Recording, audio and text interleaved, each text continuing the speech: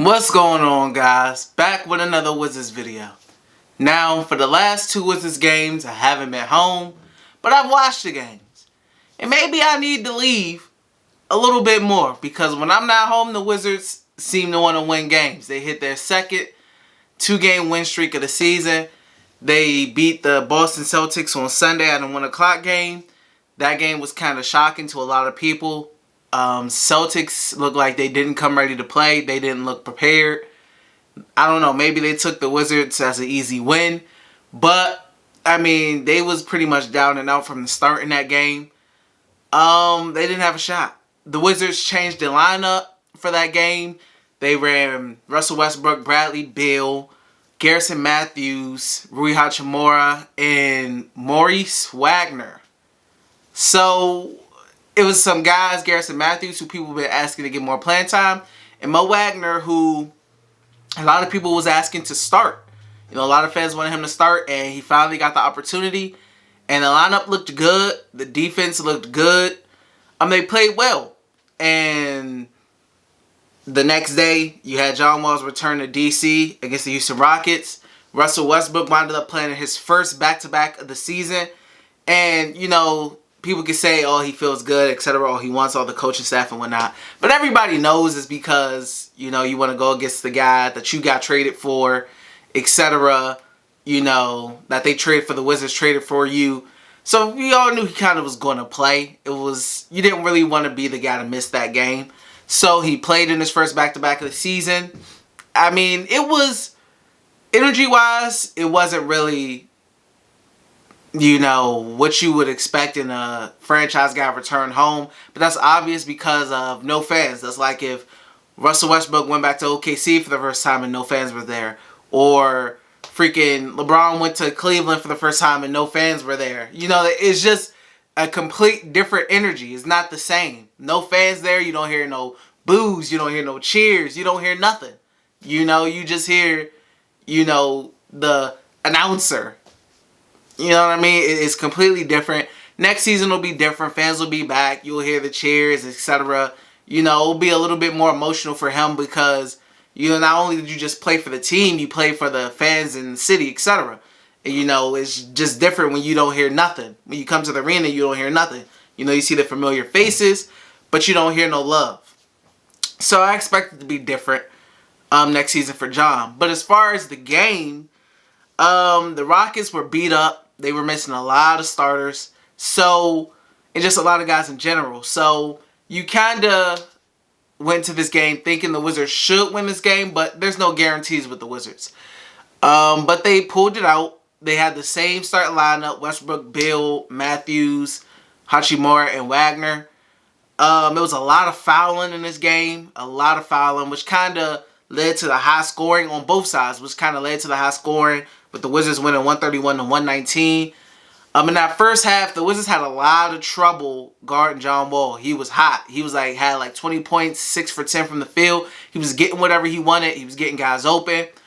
The Rockets had 60-plus points in the first half, and they only made like 5 3-pointers at that time. They weren't shooting well from the three. So that means they were getting a lot of free throws, and they was getting a lot of buckets in the paint. You know, so in the second half, the Wizards did an extremely better job on John Wall, which in turn pretty much locked the Rockets' offense up because if John Wall's not really facilitating and moving the ball for that offense and getting guys open, they don't really got nobody, especially with the injuries, who can really make plays outside of John. So, John Wall ended up shooting around 30-something%. I think he only made like 1 3-pointer. So they did a completely, extremely better job defending John and shutting the Rockets' offense down in the second half. So props to them for that. Davis Bertans did pretty good. Let me check his stat line out real quick. Davis Bertans had 18 points, 5 for 6 from the 3-point line. This was probably this was his best game of the season as far as shooting. Hitting those 5 3-pointers. I know that felt good for him. You know, he's been struggling all season, and with his new deal came expectations, and he has not been meeting those expectations. So, good for him. Good for him. Hopefully this can be a continuous thing. Bradley Beal, 37 points. He did his thing just like he did his thing against the Boston Celtics. Another good game, another 30-plus point game for him. He did what he did. Russell Westbrook, triple-double. And I was talking about this a lot on my Twitter. Like I said, if you haven't followed me on Twitter, @DTalksALot. We talk a lot of Wizards basketball over there. I tweeted this. Like, I know that Russell Westbrook's shooting is inevitable. You know what I mean? And the mid-range jump shots is inevitable. I get that. My issue with it is the amount of mid-range jump shots that are taken when they're not falling. That becomes an issue with me. Because now if he's shooting open, catch and shoot threes, I don't have an issue with that at all. Like, I have no issues. They're open. He's been shooting pretty well on the catch and shoot threes. I have no issue with that. You know, but when I got to see the slow, you know, mid-range, ISO jump shots that lead to a brick, I mean, it's an issue. It slows the offense down. Those shots are not consistent enough for him to continuously be taking them all game. And it's a big reason why he was 8 for 22 from the field. A big reason why he was 8 for 22. You know, if he can just narrow down those like if he takes those mid ranges, you know what I mean, here and there, that's cool. You know what I mean? It's a part of his game. It always has been. You know, but if they're just not falling and you're just shooting them so much, it's eventually going to hurt the team. Like when they play somebody really good, it's going to kill them. You know, it's going to kill them at the end of the day. You know, it didn't hurt them too much against the Celtics. It didn't hurt them too much against the Rockets. But you can't keep, you know, expecting that not to eventually hurt the team in a game or in a close game. You know, now, if Russ can get to majority, a lot of catch and shoot open threes because he's going to be open, those catch and shoot threes, okay. That getting to the basket, attacking the basket, cool. Those are the two things I mainly want him to do. Now, the mid-ranges are going to happen. They're going to occur. Okay, I get that. You know, but what I want from Russ really, and when he's at his best, is when he's on the break, attacking the basket, and on the break, attacking the basket, finding open guys, or rebounding the ball and finding open guys. That's when he's at his best. That's when he's consistently at his best. When it's half court and it's slowed down and it's just the mid-range ISOs. Like I said, I consider that in the Ish Smith category now. Because Ish Smith shoots a lot of mid-ranges and misses them. I'm counting those as turnovers now. All those ISO mid-ranges shots that are misses, I'm counting them as turnovers basically. I mean, because it's not helpful. It's just not. You know, if Russ can change up that shot selection, which at this point in his career ain't happening because Russ fans was telling me it's been the same since he was young. So, I mean, it ain't really changing. But, you know, this is just something, that slight change in his shot selection. His field goal percentages will go up. You know, he won't have as many 8 for 22 shooting nights, etc. You know, and it'll help the team and help the flow of the offense. But, you know, that's just wishful thinking. You can't tell an NBA player how to play his game. He's going to do what he wants at the end of the day.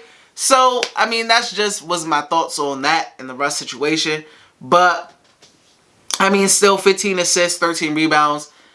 You know, he did a good job finding guys, rebounding the ball. I mean, with all things he's really good at. Anybody else I want to talk about? I would like to see, like, did he only have 4 shots today and 5 points? Now, he did have 5 fouls, when one of them was a bad foul at the end of the game.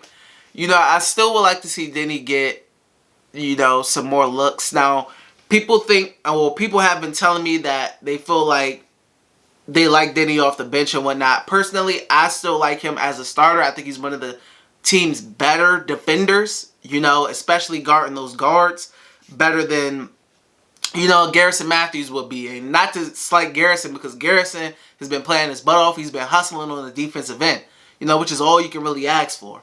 But, you know, that's pretty much all I kind of would say. Like, for example, if Russ putting up 22 shots and a lot of those being the mid-range ISOs, some of those shots can go to Denny. Some of those shots can go to Rui. You know what I mean? I think that would just help the offense out for the better tenfold. But all in all, Wizards on a 2-game win streak. They're going to try to go for 3 against the Denver Nuggets. It's going to be a tough game with Jamal Murray and Jokic and all of those guys over there in Denver. So hopefully they can pull through. This lineup seems like it's doing pretty good for them. This new starting lineup. You know, it's annoying that it got to take this long for Scott to make changes and stuff, but it is what it is. But that's all I got for you guys today. Until next time, peace.